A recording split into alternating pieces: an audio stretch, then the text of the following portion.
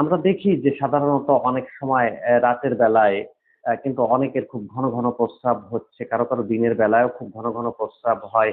এবং সেই সাথে সাথে কিন্তু অনেক সময় দেখা যায় যে প্রস্রাবে জ্বালা পোড়া হয়, প্রস্রাবে নানা ধরনের ইনফেকশনের সমস্যা হয়। সেসব ইনফেকশনের সমস্যাগুলোর জন্য কিন্তু হোমিওপ্যাথিতে বেশ কিছু চমৎকার সমাধান রয়েছে। এবং এই যে ঘন ঘন প্রস্রাবের সমস্যা, এই ঘন ঘন প্রস্রাবের সমস্যার কারণে কিন্তু আপনার নানা ধরনের শারীরিক জটিলতার সৃষ্টি হতে পারে। তাই আমি বলবো প্রথম থেকে যদি আপনারা এই বিষয়গুলো সম্পর্কে একটুখানি নজর দেন এবং ডাক্তারের পরামর্শ ব্যবহার করেন, তাহলে কিন্তু খুব সহজেই এই যে ঘন ঘন প্রস্রাবের সমস্যা রয়েছে, সেই ঘন ঘন প্রস্রাবের সমস্যা থেকে খুব সহজেই মুক্তি পাওয়া সম্ভব।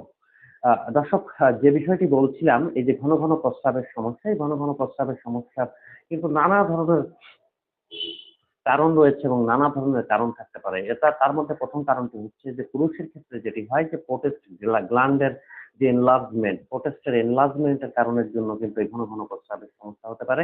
কারো কারো ক্ষেত্রে কিডনি জটিলতার কারণের জন্য কিন্তু ঘন ঘন প্রস্রাবের সমস্যা হতে পারে। কোনো কোনো ক্ষেত্রে দেখা যায় যে অনেক সময় যে আম, যেটিকে বলে হচ্ছে ইউরিনারি ট্রাক্ট ইনফেকশন, ইউটিআই সমস্যার কারণেও কিন্তু, ইনফেকশনের কারণেও কিন্তু এই প্রস্রাবের সমস্যাগুলো কিন্তু হয়ে থাকে। দর্শক, আরেকটি বিষয় আপনাদেরকে আমি বলে রাখি যে ঘন ঘন প্রস্রাবের সমস্যাগুলো হচ্ছে, ঘন ঘন প্রস্রাবের সমস্যাগুলোর ক্ষেত্রে কিন্তু অতি দ্রুতই ডাক্তারের পরামর্শ গ্রহণ করা উচিত। কারণ কোনো কোনো ক্ষেত্রে দেখা যায় যে ডায়াবেটিসের সমস্যার কারণেও কিন্তু এই ঘন ঘন প্রস্রাবের সমস্যাগুলো হয়ে থাকে।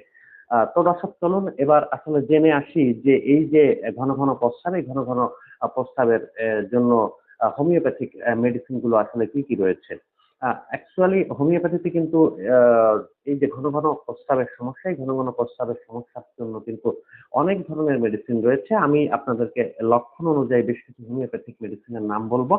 এই তালিকায় প্রথম যে হোমিওপ্যাথিক মেডিসিনটি রয়েছে সেটির নাম হচ্ছে মূলত ক্যান্থারিস। ক্যান্থারিস নামের যে হোমিওপ্যাথিক মেডিসিনটি রয়েছে, অনেকের ক্ষেত্রে দেখা যায় যে যাদের ফ্রিকুয়েন্ট ইউরিনেশন হয়, দিনের বেলাতেও প্রস্রাব হচ্ছে, রাতের বেলাতেও প্রস্রাব হচ্ছে, এই যে সমস্যাগুলো থেকে থাকে, এই সমস্যাগুলোর কারণে ক্ষেত্রে কিন্তু এই যে ক্যান্থারিস নামের হোমিওপ্যাথিক মেডিসিনটি রয়েছে, এটি কিন্তু চমৎকার কাজ করে।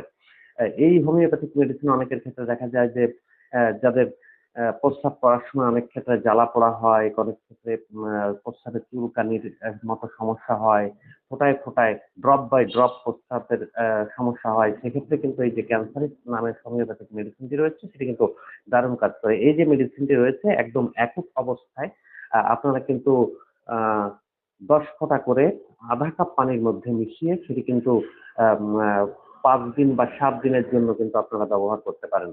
আহ, দর্শক, এবার যে হোমিওপ্যাথির মেডিসিনটির কথা বলবো সেটির নাম হচ্ছে লাইকোপোডিয়াম। লাইকোপোডিয়াম নামের যে হোমিওপ্যাথিক মেডিসিনটি রয়েছে এটি কিন্তু 200 পাওয়ারের যে হোমিওপ্যাথিক মেডিসিনটি রয়েছে, এই হোমিওপ্যাথিক মেডিসিনটি কিন্তু অনেকের ক্ষেত্রে দেখা যায় যে দিনের বেলাতেও কিন্তু এক্সেস ইউরিনেশন হচ্ছে, রাতের বেলাতেও এক্সেস ইউরিনেশন হচ্ছে। এই সমস্ত ক্ষেত্রগুলোতে বিশেষ করে মহিলাদের ক্ষেত্রে এই যে মেডিসিন গুলো রয়েছে, এই মেডিসিন গুলো কিন্তু দারুণ ভাবে কাজ করে। এবং এই যে লাইকোপোডিয়াম নামের মেডিসিনটি রয়েছে, আপনারা কিন্তু আধা কাপ পানির মধ্যে একদম অ্যাকুট অবস্থায় আপনারা কিন্তু আহ 10 ফোঁটা করে মিশিয়ে 1 সপ্তাহ পর্যন্ত খেতে পারেন। সেক্ষেত্রে পরবর্তী 1 সপ্তাহ বন্ধ রেখে আরো 1 সপ্তাহ এই হোমিওপ্যাথিক মেডিসিনটি ব্যবহার করতে পারেন। দর্শক, এছাড়াও কিন্তু হোমিওপ্যাথিতে অসংখ্য রকমের মেডিসিন রয়েছে। সেক্ষেত্রে আপনার কি কারণে এই যে এক্সেস ইউরিনেশন হচ্ছে সেটি নির্দিষ্ট করা জরুরি, এবং সে কারণের জন্য কিন্তু আপনার অবশ্যই একজন ডাক্তারের পরামর্শ গ্রহণ করা উচিত। এ ধরনের যে সমস্যাগুলো থাকে সেক্ষেত্রে কিন্তু আপনি সরাসরি একজন ডাক্তারের পরামর্শ গ্রহণ করবেন, তাদের ডাক্তারের কাছে যাবেন, ডাক্তারের সঙ্গে কথা বলবেন এবং তারপর ডাক্তার সেটিকে নির্দিষ্ট করে আপনার জন্য একটি মেডিসিন সাজেস্ট করবে। তাহলে কিন্তু খুব দ্রুতই আপনি সুস্থ হয়ে উঠতে পারেন। দর্শক, এতক্ষণ আসলে কথা বলছিলাম যে আমাদের এক্সেস ইউরিনেশন, সেই এক্সেস ইউরিনেশনের হোমিওপ্যাথিক চিকিৎসা নিয়ে। তো দেখা হবে আগামী পর্বে। আমরা আমাদের যে ইউটিউব চ্যানেলটি রয়েছে ডক্টর অমিত পাল, এই ইউটিউব চ্যানেলটির মাধ্যমে কিন্তু প্রতিনিয়তই আপনাদেরকে নানা স্বাস্থ্য বিষয়ক পরামর্শ, নানা স্বাস্থ্য বিষয়ক টিপস আমরা দিয়ে থাকি। এবং স্বাস্থ্য বিষয়ক হোমিওপ্যাথিক যে চিকিৎসা রয়েছে, সেই হোমিওপ্যাথিক চিকিৎসা সম্পর্কে কিন্তু আমরা আলোচনা করে থাকি। আমার ভিডিওটি যদি আপনার কাছে ইউজফুল মনে হয় তাহলে অবশ্যই আমার ইউটিউব চ্যানেলটি সাবস্ক্রাইব করবেন, বন্ধুদের সাথে শেয়ার করবেন। আর হ্যাঁ, অবশ্যই ভালো থাকবেন। যে কোনো ধরনের সমস্যার ক্ষেত্রে আপনি আমার সঙ্গে যোগাযোগ করতে পারেন। হোমিওপ্যাথিক চিকিৎসা দিয়ে আমি আপনাকে সহযোগিতা করতে পারি। ভালো থাকবেন, সুস্থ থাকবেন। আপনাদের সবার জন্য অনেক অনেক শুভকামনা।